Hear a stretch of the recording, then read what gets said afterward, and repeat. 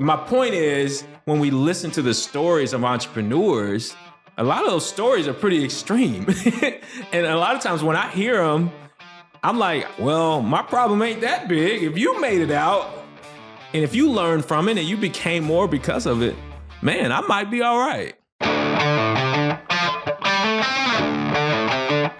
Welcome to The Decision from Nashville EO, where you will hear the rest of the story after tough decisions were made by entrepreneurs who faced adversity and lived to tell about it.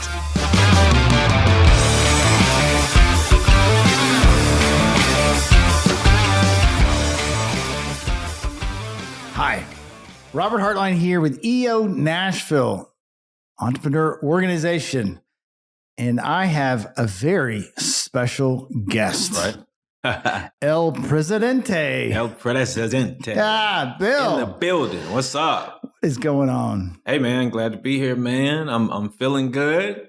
You know, we had a chat in the sauna. We did a cold plunge. Back in the sauna, now we're here. So I'm feeling, I'm on a different level, man. I actually feel Well, you play at a different level than most people. Anyway, so that's not unusual coming from you. I don't know if there's anybody that I know that actually works so physically much as you do. Well, you know, I think that may be true, but I let people in, right? You know, I let people see what I'm doing. And I think for me, at first I was pretty shy about that several years ago, but I learned that it inspires other people and it keeps me accountable, you know, and I grow through it myself. And so the consistency of what I do, you know, I'm giving a message, I'm running, I'm doing my thing. And a lot of times I'm going through stuff, right? You know, I wake up, man, I don't feel like going running. I don't feel like working out 50% of the time, you know, or I'm dealing with something personally or in my business. And man, I still got to be accountable to myself, to people who call me and say, hey, man, I appreciate that message. Or man, that really got me through something. I have to preach to myself, you know, that morning, right? And a lot of the messages are really just for me, but you guys are able to watch. Yeah. Well, do you ever think about yourself when you're like 90, going back and watching all those? Yeah, for sure. So I'm gonna tell you, like the insight for me is, I have a son. He just turned 18, but when he was about 10, I started thinking about if something happened to me and my son was left here without his father, what would he have to revisit to get to know me? Because he's only been here 9 or 10 years at that time, right? And that's what prompted me to write a book. I said, you know what? I can write a book. Wow. Now, I wrote a book about entrepreneurship and mindset, psychology, hustle, and discipline and stuff like that. But it was really like to get my mindset to my son. Wow. Right? That was the first motivation. Wow. What's your title of your book? My first book is called Get Off Your Assets. You know, before you leave your day job. So it was really the story of me working in corporate and then taking the leap, becoming an entrepreneur, and what it takes to make that happen, right? And have some success. And so that's what that book was about. I just finished my second book. It's called Discipline Pays Dividends. So I really dive into how to develop discipline.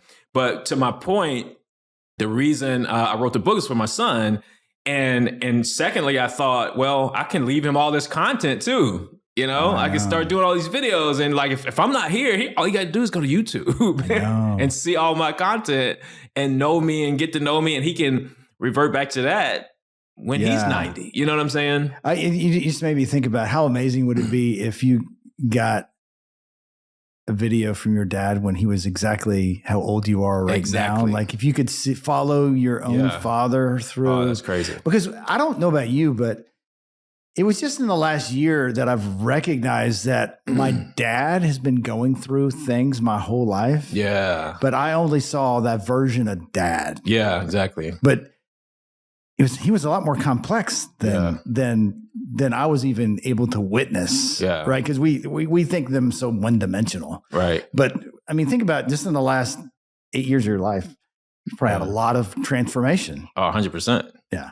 Yeah. Crazy. In the last 4 years. And this year's one of the biggest for you. because you're actually having to step into a role of all these driven entrepreneurs and to be the leader, like of leaders. It's a totally different game. Why would you want to even do that? Well, it's a good question. Initially, I was like, I don't want to do it. I don't want the pressure. I don't have the time. That, to me, when I look back, I think that was an excuse. I never have time to do anything else. But if I want to do it, I figure it out, right? And I think that's how a lot of us are as entrepreneurs. But for me, my life is about CANI, which stands for constant and never-ending improvement, right? I got that from Tony Robbins. And I remembered it when I was in college. He's like, Kanai. And so one of the ways that I level up personally is I just get in an environment where people are doing better than me. I want to get around people who are constantly trying to improve, whether that's in their business, their personal life, their health, their relationships, spirituality, whatever it is, right? And so EO is an organization where I see people doing that.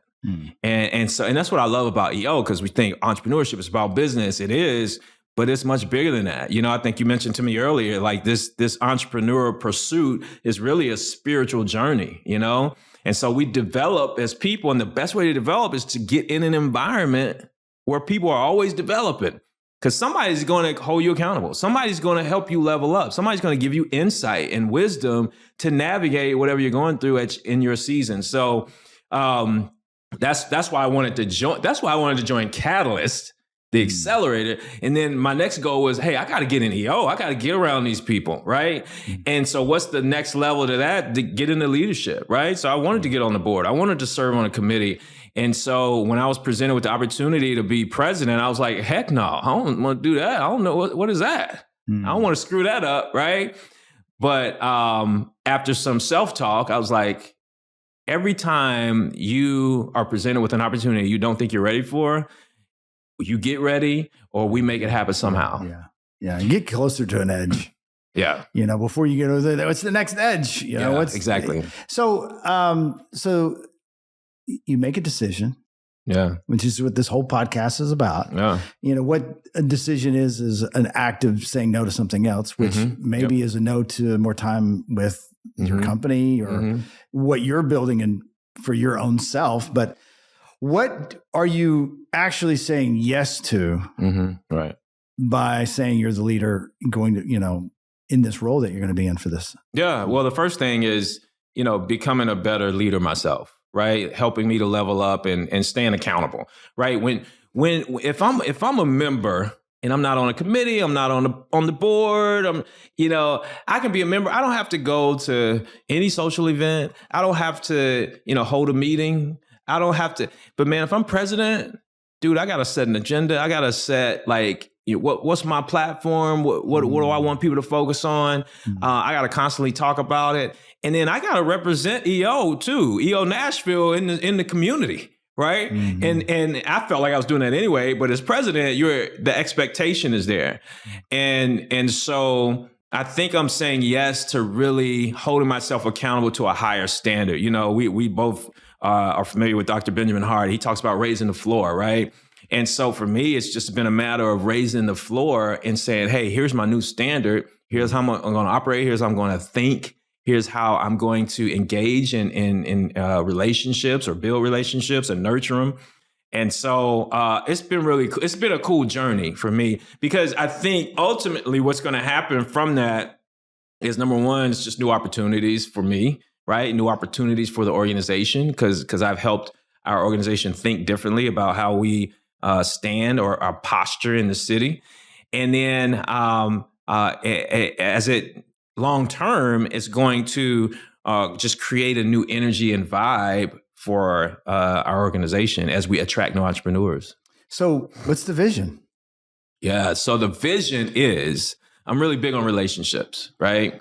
And the vision is to be the end all be all for entrepreneurship in Middle Tennessee, right? our EO Nashville chapter. And the way we do that is by becoming intentionally integrated in the business community, right? We add so much value to the business community that when you walk in another business organization meeting or event and you say EO, people look up and say, you know what? That is the pinnacle, right? That's the peak, right? That's what I aspire to be a part of or be connected to. And I kind of liken it to, I'm in IT, but I liken it to Microsoft, right? It's like, what company do you go to that's not using like a Microsoft product? Outlook or Excel or Word or whatever, PowerPoint, or Google.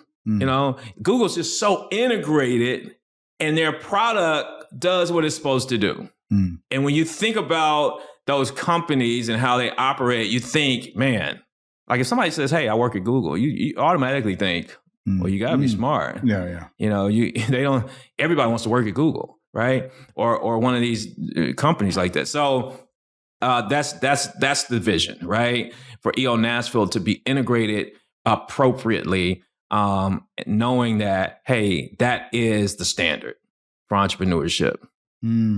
So how do you play that out? How do you get that in front of all the EO members and have that integrated in your tenure? Well, it's not going to happen in my tenure, but I think I can start it, right? And so one of the things that we've done is that we've started an ambassador program. And so we looked at members. First of all, we listed all the organizations, that are related to business in Middle Tennessee.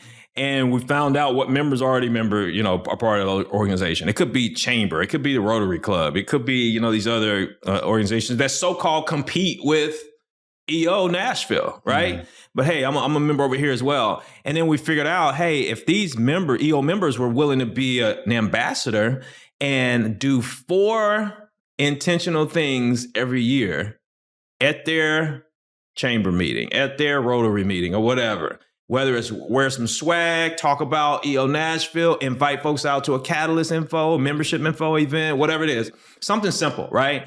We're just intentional though. And so right now we got 12 ambassadors. We want to have 24 and we want to keep that program going. All right. So that's one thing. The other thing is kind of what we mentioned too before in our conversation in the sauna was, digital marketing. Well, I think there's a big gap in digital marketing for our chapter. Now we've started with a new social media outfit, right? So we got some consistency there and we're getting aligned with what that should look like long term. But I think at the end of the day, we're in Nashville, right? It's an it city. Entrepreneurship is thriving. The ecosystem is hot.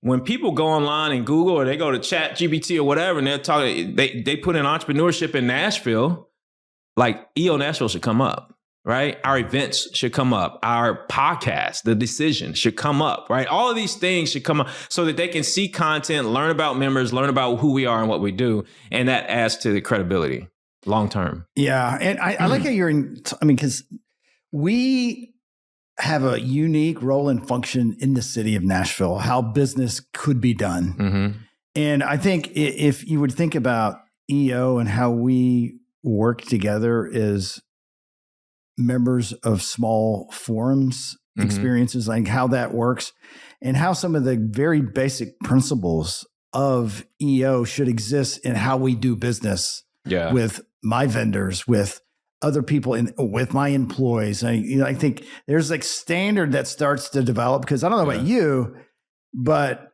my first year of being an EO member, I learned more about being a better boss than I did about maybe being a better entrepreneur in general, just like how to interrelate to other people. Sure. Because the people you meet were so elevated. Yeah.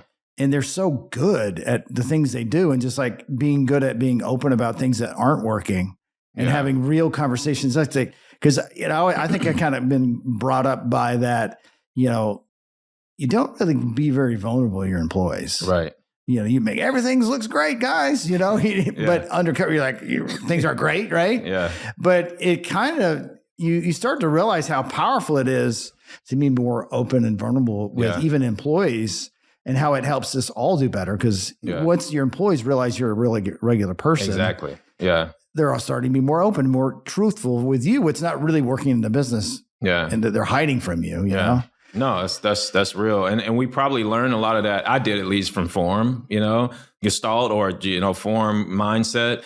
I mean, that really helps. Experience shares. So now I remember my first year going to one of my company meetings or a small retreat we had. And I'm like, hey, we're going to do experience shares, and it was just a different vibe. And everybody walked away from that like, oh, I really got something from it. And even 6 months later, like, hey, I remember that didn't relate to me then, but I'm going through this. And now I appreciate you sharing that. So I agree, man. EO helped me initially become a better leader just because, again, it helped me level up. Yeah. And when you think of like our chapter, and I think this is something that I'm curious, and I'm sure other EO members are curious. What is the appetite for the chapter to grow? And is there a level that we're striving for? Is there a longer term vision that other EO members should be aware of? I'm just curious what that looks like when you guys are strategically thinking about growing the chapter, or is it just to stay the same? I just don't know. Yeah, I think it's a matter of opinion, actually. I mean, because for me personally, I think we should be in growth mode. Okay. And it's primarily because we're in a city that's growing. We're in a city where people are moving to. Entrepreneurs are moving here, right? And entrepreneurs are starting and growing their business here, right? Because it's a great market to grow a business. So because of that, we need to be attracting those members because it's going to add value to our chapter. The challenge with having a chapter as big as ours is, people get lost. The largest one in the United States. Yeah, largest one in North America, right? Third largest in the world. And so it's really about people get lost in the shuffle or in the big, the hugeness, so to speak, of our chapter. And people, we've even gotten feedback, like they go to an event, they don't know anybody. They feel like, oh my gosh, whereas you and me, we go to an event, we talk to anybody, right? But everybody's not like that. Can I point something out to you? Just came to my head. I think it's important. I think it's every single EO member's responsibility when you go to an event and you see a guy or a girl with their phone in their hand and they're looking at it aimlessly, they're probably nervous to talk to someone. Yeah. And I don't know about you, but I spent the first several years so in my own head, going to an event, talking to strangers was not comfortable for me. And believe it or not, I think a lot of people seem to think that entrepreneurs they're these outgoing, bubbling personalities, confident and some of the most challenged on self-confidence has been entrepreneurs I've met in my life. And they make it up for it in so many different ways. But I think it's our responsibility as members to make someone, if you see a strange face, reach out your hand and say who you are and start to talk to them and make them feel welcome. And I think that's all of our responsibility. But I know what you're saying, because like it could be intimidating. They come to our events and it's not like they're shabby events. Like they're upscale. Like, you're like around amazing people when you're at an event. So it is kind of intimidating. And there's so many events too, right? With a big chapter like ours, there's so much going on. So then when you join the chapter, you're like, what the heck? What do I do? I can't do everything. Where do I start?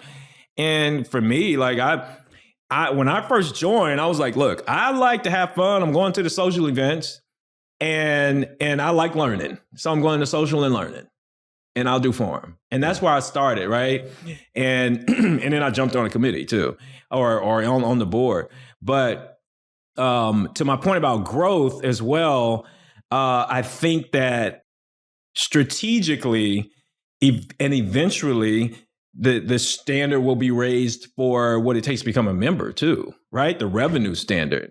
Because if you think about it, it's $1 million, right? In top line revenue. And so, but it's always been $1 million. So, 20 years ago, what was $1 million is not what it is today, right? And so some chapters in the US have even done that. I think South Florida, is it 2.5 million, if I'm not mistaken. Yeah. And I think one other chapter has. So there have been discussions about that. So I think that will happen. I don't think it'll happen anytime soon, like in the next year or two, but I think that's going to happen. And then we're looking at, as it relates to our 3-year strategic plan, really expanding the programming that we have for entrepreneurs from Catalyst to EO membership to legacy members, right? Yeah. Because when you're in Catalyst, and if you're at 250 and you're not at $1 million, right? Yet what do you do after you finish Catalyst, right? Yeah. And so there's some big opportunity to continue to help and engage and help folks get to qualify for EO. And then if you've been in EO for 15, 20 years, your needs are different. Do you even want to be in EO? And why would you? Right. So we have to really address that too. Yeah. I'm just waiting for the conversations to start happening about EO retirement villages. I love it. It's going to happen. Yeah. And how badass would that be? A bunch of old people running their businesses from rocking chairs in some badass retirement village. Or just chilling. You know what I mean? Chilling. Just having form on the porch, But nobody's chilling. Yeah, of course. Nobody. Right. There's always, Dan Sullivan says that when you try to retire as an entrepreneur, you just die. Yeah. And that's just, it is what it is. We're so, but I think that's everybody. That's how we are built, as entrepreneurs. We don't think about, retiring. Right. So, but I want to address something you said too about everybody should, engage, especially if you see somebody that is disengaged or on their phone or feeling awkward right at an event. I agree with that 100%. Right. And my message about our ambassador program is that every member is actually an ambassador, right? And if we kind of change our hat or our title or our perception of ourselves and say, I'm not just an EO member, I am an ambassador, doesn't mean you have to go out in the community and stand on the corner with a sign.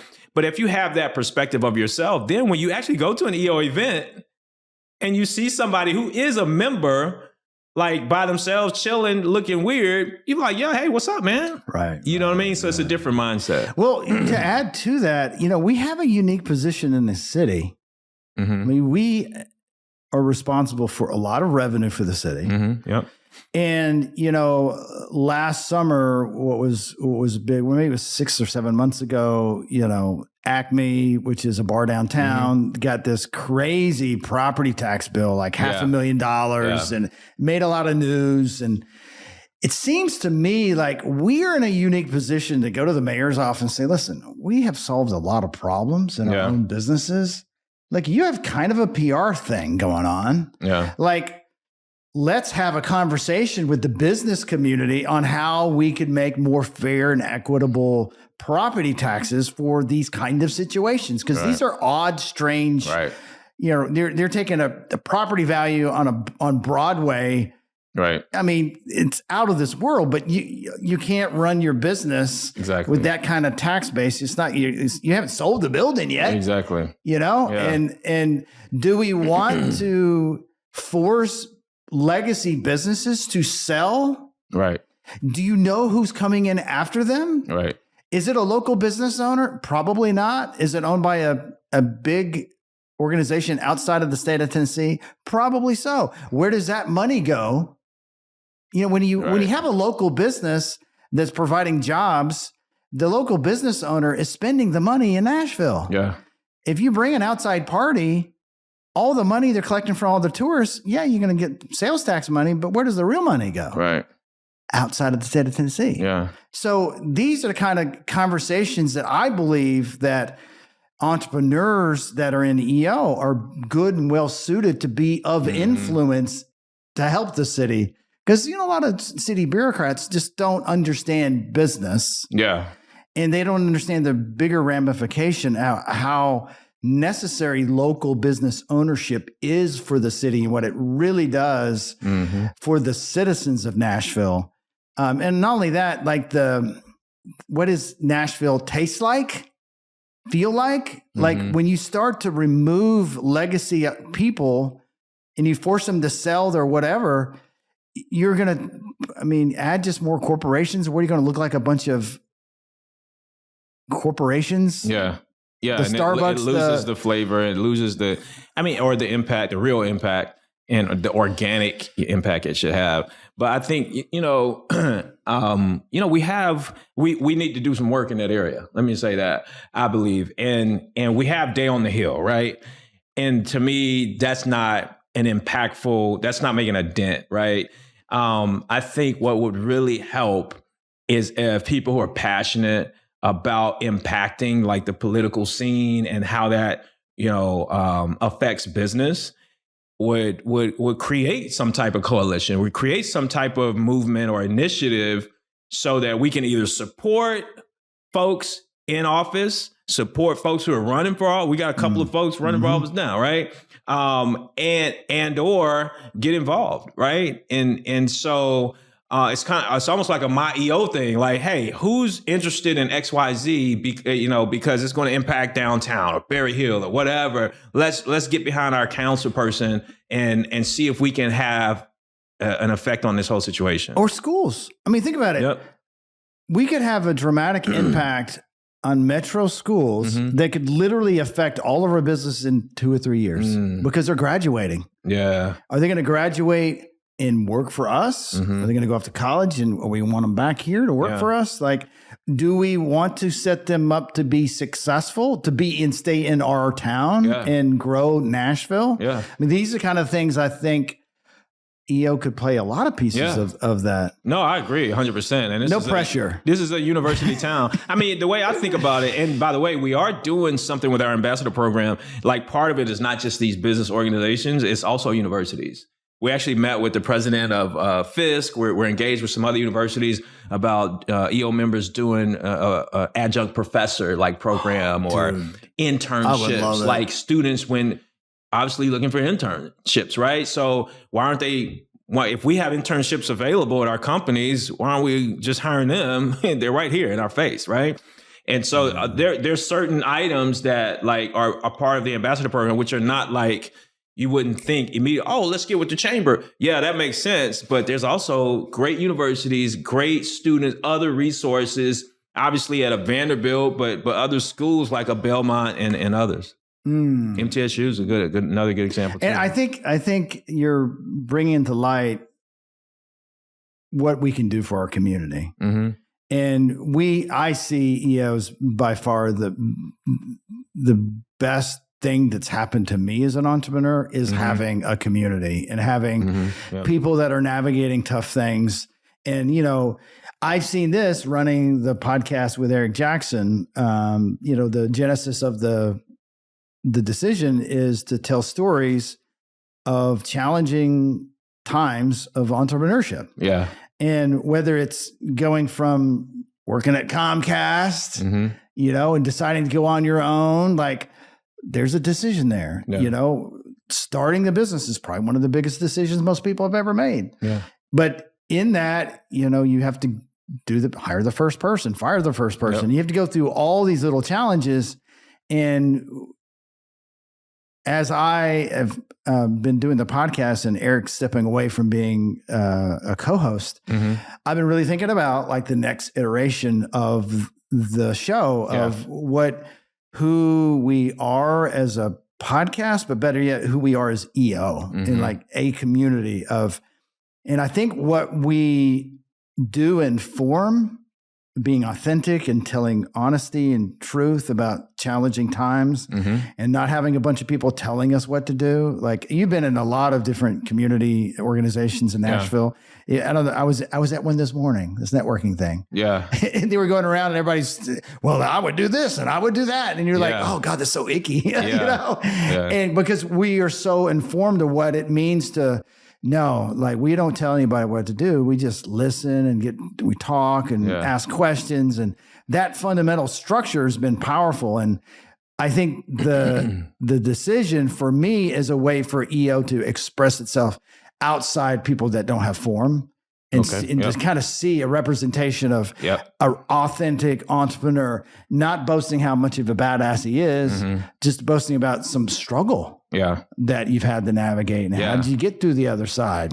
We want to be a place where, you want to hear about an entrepreneur that's dealt with some divorce. Right. Man, I'll give you a list of 10 people you can listen to the podcast. And I can give you a list of 100 people that have actually experienced divorce while running a business. Which is probably one of the hardest things. 101 right here. Right. There we go. And when we started having the conversation today about a possibility of maybe a new co-host, and maybe that person is Bill, what do you feel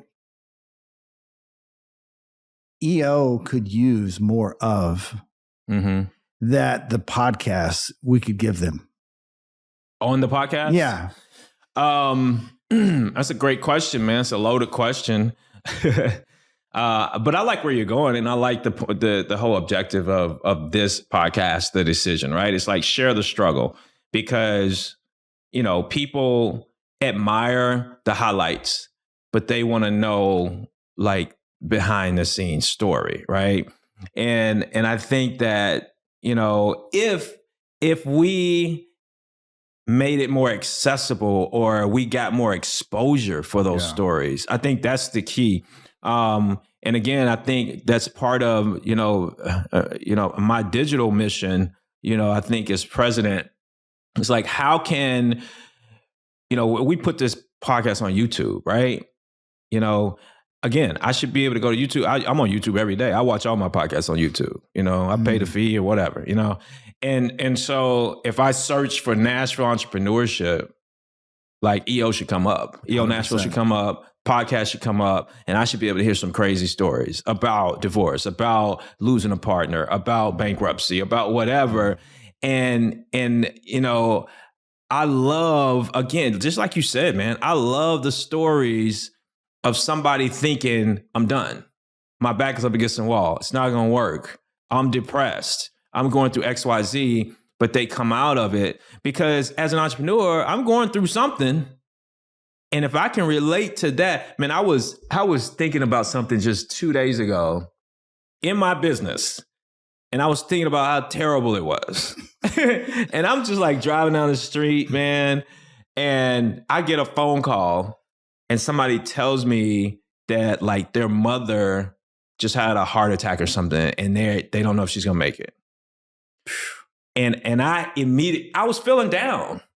I was feeling down, man. I was driving downtown, commuting, and I was like, man, this gets on my nerves. I'm tired of this crap. Like, we got to figure this thing out. Like, I'm so frustrated. I get this call. My mom is this. And I'm like, okay, I had to switch gears. I had to say, hey, let's pray together right quick. Like, it's going to be okay. Like, what are the doctors saying? I need you to comfort so-and-so. What do you need me to do for you? I'm here. Like, my whole energy shifted because I had to be supportive, right? And then when I hung up the phone, I was like, man, what problem do you want? You want this problem in your business? You want your mom to have had a heart attack? Yeah. And so my point is, when we listen to the stories of entrepreneurs, a lot of those stories are pretty extreme. And a lot of times when I hear them, I'm like, well, my problem ain't that big. If you made it out, and if you learned from it and you became more because of it, man, I might be all right. Yeah. So it's powerful, not only to members of our chapter. It's just powerful to people in our community, entrepreneurs who have never heard of EO. Their first exposure may be on a podcast. Yeah, yeah. And so then they're like, what is this EO thing? Like, let me Google that. Let me search that up. Oh man, I don't qualify, or I'm not even an entrepreneur, but my neighbor is, my brother is, church member is. Let me tell them about EO. And that's how we grow and get the word out. Well, it's also too, when you think about all the like influencers online, telling about how to grow all these disciplines. You got to do this, you got to do this. Yeah. And EO, we're just saying, listen, you need a group of people, like let's say 6 or 8 people that you get in a meeting with once a month. Yeah. And talk about how you doing. Yeah. Exactly. You as a person, and you as a family man, you as business, your career, where you're at in your stage of growth, and where are you with your form? Like, rate it. Right. Let's talk about it. Talk about a headline. Like, if it was a title of a movie, how are you in the business right now? Yeah. You know? And nobody's out there shouting how important it is to belong to a small peer group. Right. Because you can't talk about it with your team. You can't talk about your deepest fear. Oh my God, I don't know if I'm gonna make payroll in a month from now. Like, it's gonna be tight. I mean, super tight. Do I have enough equity in my house to loan money to make payroll? I can't talk about that with my team. Right. Now, who are you gonna talk about it with? Like, nobody. And your wife's husband that comes over for Friday nights and we have dinner, he works at some other place, and you can't talk to him about it. Right. Like, no one is talking about the value of having other people that are going through the same thing. Right. No, that's key. And that's the value. And a lot of people say the biggest value in EO is the form and confidentiality. Man, that's a big, that's big, you know? I remember starting my business, and I hear the story all the time, but I was super lonely, man. I was in my 3rd bedroom making these cold calls.